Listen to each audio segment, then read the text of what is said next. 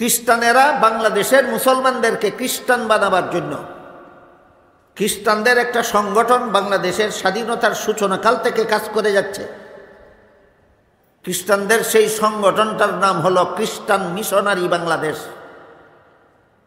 এই খ্রিস্টান মিশনারি বাংলাদেশের পক্ষ থেকে মুসলমান সমাজে খ্রিস্ট ধর্ম প্রচারের জন্য যে সমস্ত বই পুস্তক প্রকাশিত হয়েছে তার মধ্যে তাদের লিখিত একটা বইয়ের নাম কোরআনের আলোকে বেহেশতে যাওয়ার পথ।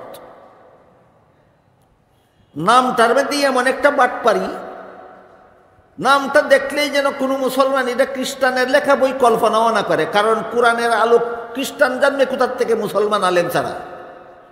বেহেশতে যাওয়ার পথ খ্রিস্টানরা বুঝবে কোথার থেকে মুসলমান আলেম ছাড়া। কাজে বইয়ের নামটা দেখলেই যে কোনো সাধারণ মুসলমান মনে করবে এটা কোনো ভালো আলেমের লেখা, তাই মনে করে এটা পড়া শুরু করে। আসলে এটা কোনো মুসলমানের লেখা নয়, এটা খ্রিস্টানদের লেখা বই কোরআনের আলোকে বেহেশতে যাওয়া। সেই বইয়ে খ্রিস্টানেরা লিখেছে প্রথম মানুষ আদম প্রথম পাপিষ্ট। প্রথম মানুষ আদম শুধু প্রথম মানুষ না প্রথম নবীও? আপনারা কি জানেন? ইনি প্রথম পাপিষ্ট। কি ছিল তার পাপ? কোরআনের আয়াত দিয়া দলিল পেশ করেছে আর লিখেছে জান্নাতে নিষিদ্ধ গাছের ফল খাওয়া ছিল আদমের পাপ। তাহলে জান্নাতে নিষিদ্ধ গাছের ফল খাওয়াটা আদমের পাপ ছিল, এটা কোনো মুসলমানের মস্তিষ্ক প্রসূত অপব্যাখ্যা না খ্রিস্টানদের ভ্রান্ত ধর্মের অপব্যাখ্যা? খ্রিস্টানদের ভ্রান্ত ধর্মের অপব্যাখ্যা। সেই বইয়ে আরো লিখেছে এই পাপিষ্ট আদমের বংশে যত নবী জন্মগ্রহণ করেছে সবগুলি নবী জন্মগত পাপিষ্ট। অন্যান্য নবীর কি পাপ? অন্যান্য নবীর পাপ শুধু পাপিষ্ট আদমের বংশে জন্ম হওয়াটাই অন্যান্য নবীর পাপ। পাপিষ্ট আদমের বংশে তোমরা জন্ম হইলা কেন, এটাই তোমাদের পাপ। কোন বিবেকবান মানুষ এই কথা সমর্থন দিতে পারে যে একটা মানুষ জন্ম হওয়াটা তার পাপ হয়? আপনাদের বিবেককে জিজ্ঞেস করুন, কোন মানুষের জন্ম হওয়াটা কি তার পাপ? এই গাঞ্জাখুরি কথা লেখছে বলবি যে সমস্ত নবীর পাপ হইল পাপিষ্ট আদমের বংশে জন্ম হওয়াটাই তাদের পাপ। তারপরে সেই বইয়ে আরো লিখেছে শেষ পর্যন্ত আল্লাহ একজন নবীকে নিষ্পাপ বানাবার জন্য আর পাপিষ্ট আদমের বংশে জন্ম না দিয়ে আল্লাহ নিজের ঔরসে জন্ম দিলেন। তিনি হলেন হযরত ঈসা আলাইহিস সালাম। ঈসা আলাইহিস সালাম নিষ্পাপ নবী শুধু আল্লাহর বংশে জন্ম হওয়ার কারণে।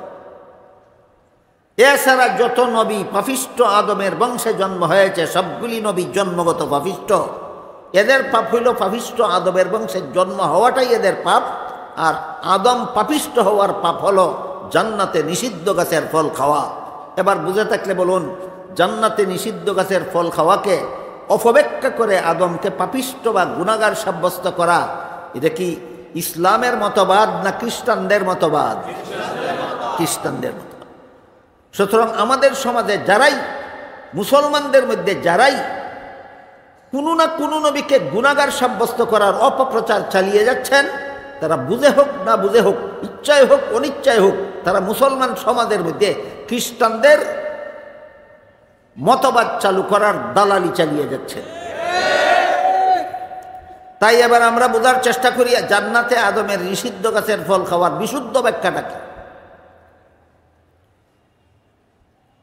অতীতের প্রায় ১৫০০ বৎসরের ভিতরে যত নির্ভরযোগ্য মুফাসসিরিনে কেরাম, যত গ্রহণযোগ্য তফসিরের কিতাব লিখেছেন, সবগুলি তফসিরের কিতাবে জান্নাতে আদমের নিষিদ্ধ গাছের ফল খাওয়ার একাধিক বিশুদ্ধ ব্যাখ্যা লেখা আছে। তোর মধ্যে আমি একটি মাত্র ব্যাখ্যা আজকে আপনাদের শোনাই। সেটা হলো মানুষের কোনো কাজের দ্বারা সওয়াব হয় অথবা কোনো কাজের দ্বারা গুনাহ হয়, এটা দুনিয়ার জীবনের বৈশিষ্ট্য। মানুষের কোনো কাজে সওয়াব হয়, কোনো কাজে গুনাহ হয় দুনিয়ার জীবনে। জান্নাতি জীবনের কোনো কাজে সওয়াব নাই, গুনাহ নাই। জান্নাতি জীবনের কোনো কাজে সওয়াব নাই, গুনাহ নাই। এবার বলুন, আদম নিষিদ্ধ গাছের ফল খেয়েছিলেন কোন জীবনে? এর সাথে তো সওয়াবেরও কোনো সম্পর্ক নাই, গুনাহেরও কোনো সম্পর্ক নেই। এই ব্যাখ্যাটা মেনে নিলে আল্লাহ যে একটা মূলনীতি দিয়েছিলেন, আমি গুনাহগারদেরকে নবী বানাই না, মূলনীতি লঙ্ঘন হয় না, বহাল থাকে। সুতরাং এটা হলো শুদ্ধ ব্যাখ্যা। আর যে ব্যাখ্যা গ্রহণ করলে আল্লাহর মূলনীতি লঙ্ঘন হয়, পরিষ্কার হয়ে গেল, সেটা মন গড়া ব্যাখ্যা। এবার আমার কথা বুঝে থাকলে বলুন, যে কোনো ব্যাখ্যা মতো যে কোনো নবীকে গুনাহগার সাব্যস্ত করলে ব্যাখ্যাটা শুদ্ধ ব্যাখ্যা সাব্যস্ত হবে না আল্লাহর মূলনীতি বিরোধী ভুল ব্যাখ্যা সাব্যস্ত হবে? আর যে ব্যাখ্যার দ্বারা নবী বেগুনাহ সাব্যস্ত হন, সেই ব্যাখ্যার দ্বারা যেহেতু আল্লাহর মূলনীতি বজায় থাকে, এই জন্য নবীগণকে বেগুনাহ সাব্যস্ত করার ব্যাখ্যাগুলি হলো কোরআনের বিশুদ্ধ ব্যাখ্যা। অথচ আজকাল আমাদের সমাজে যারা যারা নবীগণকে গুনাহগার বলে এরকম কোরআনের বিভিন্ন আয়াতের অপব্যাখ্যা করে সমাজে অপপ্রচার চালিয়েছেন, তারা আজকাল মুসলমানদেরকে বেশি বেশি ঐক্যের দাওয়াত দিচ্ছেন। আসুন আমরা সব মুসলমান ঐক্যবদ্ধ হয়ে যায়। আজকে নতুনভাবে তুমি ঐক্যবদ্ধ হবে কেন? ১৫০০ বছর আগে আল্লাহ কোরআনে বলে দিয়েছেন, ওয়াতাসিমু বিহাবলিল্লাহি জামিআন ওয়া লা তাফাররাকু। হে মুমিন মুসলমানেরা, এখানে আল্লাহ মুমিনদের সম্বোধন করেছেন। মুমিন মুসলমানদের সম্বোধন করে বলেছেন, তোমরা আল্লাহর দ্বীনকে শক্তভাবে ধারণ করার মাধ্যমে ঐক্যবদ্ধ হও। ঐক্যের দাওয়াত আজকে নতুনভাবে কারো দেওয়ার দরকার আছে না? কোরআনে আল্লাহ ১৫০০ বছর আগেই মুসলমানদের ঐক্যবদ্ধ হওয়ার দাওয়াত দিয়েছেন। মজার ব্যাপার হলো, আল্লাহ কোরআনের যে আয়াতে সমস্ত মুসলমানদের ঐক্যবদ্ধ হওয়ার দাওয়াত দিয়েছেন, সেই আয়াতে ঐক্যের একটা প্ল্যাটফর্ম চিহ্নিত করে দিয়েছেন। অমুক প্ল্যাটফর্মে এসে মুসলমান ঐক্যবদ্ধ হও। সেই প্ল্যাটফর্মটা হলো আল্লাহর ভাষায় হাবলুল্লাহ। প্ল্যাটফর্মটা হলো আল্লাহর ভাষায় হাবলুল্লাহ।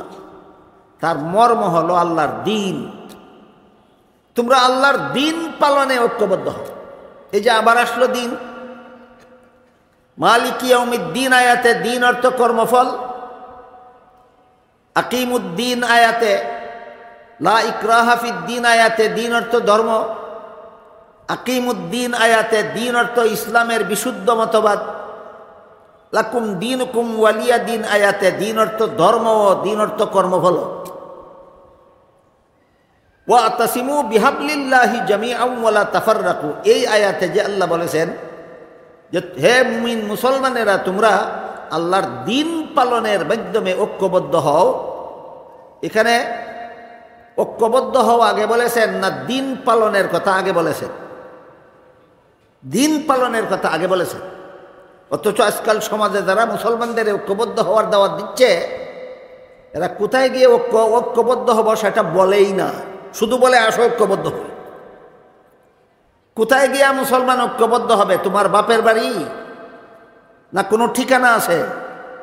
আপনারা বলুন, কি বুঝলেন এতক্ষণ? ঠিকানা নাই। ঠিকানাটা কি? আল্লাহর দ্বীন। ঠিকানাটা কি? হে মুমিন মুসলমানেরা, তোমরা আল্লাহর দ্বীন পালনের মাধ্যমে ঐক্যবদ্ধ। এবার আমাদের পরিষ্কারভাবে বোঝার দরকার যে আল্লাহর দ্বীনের কমপ্লিট ডেফিনেশনটা কি, আল্লাহর দ্বীনের পরিপূর্ণ সংজ্ঞাটা কি। আল্লাহর দ্বীনের মাদ্রাসার ছাত্রদের ভাষায় আল্লাহর দ্বীনের জামে মানে তারিফটা কি? এই প্রশ্নের জবাব পাওয়া যায় রাসূল করিম সাল্লাল্লাহু আলাইহি ওয়াসাল্লামের একটি হাদিসে।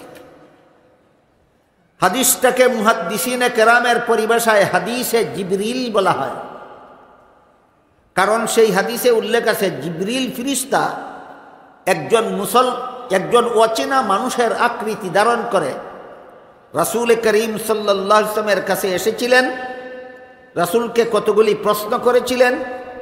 জবাব দেওয়ার পর জিবরিল চলে গেলে পরে রাসূল উপস্থিত সাহাবাদের জিজ্ঞাসা করেছিলেন, কোন লোকটা এসে আমার সাথে প্রশ্নোত্তর করে চলে গেল, তোমরা কি তাকে চিনতে পেরেছ? সাহাবাগণ বলেন, আমরা চিনতে পারি। হাদিসটা মোটামুটি হাদিসের মর্মটা যারা বুঝেছেন বলতে পারবেন কেন চিনতে পারলেন না? জিবরিল এসেছিলেন একজন অচেনা মানুষের আকৃতি ধারণ করে, এসেছিলেন একজন অচেনা মানুষের আকৃতি ধারণ করে। কাজী সাহাবারা চিনবেন কেমন করে? সাহাবারা যখন বললেন আমরা চিনতে পারিনি, তখন রসুল বলেন, হাযা জিবরিলু আতাকুম ইউআল্লিমুকুম দীনাকুম। ইনি জিবরিল ফেরেশতা এসেছিলেন, আমাকে প্রশ্ন করবেন আর আমি জবাব দেব, এর মাধ্যমে তোমরা তোমাদের পরিপূর্ণ দিন শিখে নেবে। এর মাধ্যমে তোমরা তোমাদের আংশিক দিন শিখে নিবে না পরিপূর্ণ? সুতরাং হাদিসে জিবরিলের ভিতরে রাসূল উম্মতকে তার পরিপূর্ণ দিন শিক্ষা দিয়েছেন। এবার আমরা বোঝার চেষ্টা করি কিভাবে। জিবরিল একটি প্রশ্ন করেছিলেন, মাল ঈমান, ঈমান কাকে বলে? জবাবে রাসূল করিম সাল্লাল্লাহু আলাইহি ওয়াসাল্লাম বলে দিয়েছিলেন, 6টি কথা বিশ্বাস করার নাম ঈমান। ঈমানের মূল কথা 6টা। ঈমানের মূল কথা 6টা। 1 নম্বর আল্লাহকে বিশ্বাস করা, 2 নম্বর আল্লাহর ফেরেশতা বিশ্বাস করা, 3 নম্বর আল্লাহর নাজিলকৃত আসমানি কিতাবগুলি বিশ্বাস করা, 4 নম্বর আল্লাহর প্রেরিত নবী রাসূলগণকে বিশ্বাস করা, 5 নম্বর আল্লাহর নির্ধারিত তকদির বিশ্বাস করা, 6 নম্বর পরকালীন চিরস্থায়ী জীবন বিশ্বাস করা। কথা হইল, জিবরিল যখন জিজ্ঞাসা করলেন ঈমান কাকে বলে, জবাবে আল্লাহ রসুল ঈমানের এই 6টা মূল কথা বলে দিলেন। কুরআন হাদিসের ভান্ডারে এই 6টা মূল কথার সাথে আরো অনেকগুলি আনুষঙ্গিক কথা আছে।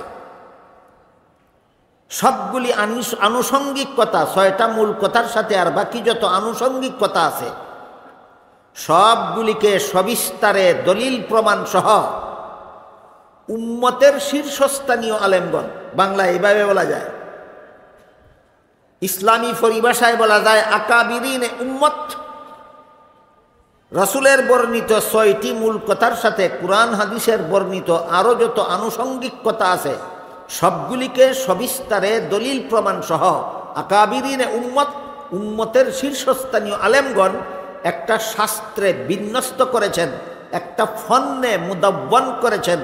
পরিভাষাগতভাবে এই শাস্ত্রটাকে ইলমে আকাইদ বলা হয়, ইলমে কালাম বলা হয়। সারমর্ম হল, জিবরিলের এই প্রশ্নের জবাবে রসুল তার উম্মতকে ইলমে আকাইদ শিক্ষা দিয়েছেন। হাদিসের মর্মটা আগাগোড়া শুনুন, আপনারা বুঝবেন আপনাদের পরিপূর্ণ দিন কোন জিনিসের নাম, কোথায় গিয়া মুসলমান ঐক্যবদ্ধ হবে। শুধু এই যুগের নয়, সেই যুগে নয়, সর্বযুগের মুসলমান কোন প্ল্যাটফর্মে গিয়ে ঐক্যবদ্ধ হবে, এটা জানতে হলে এই হাদিসের আগাগোড়া মর্মটা স্মরণ রাখা দরকার।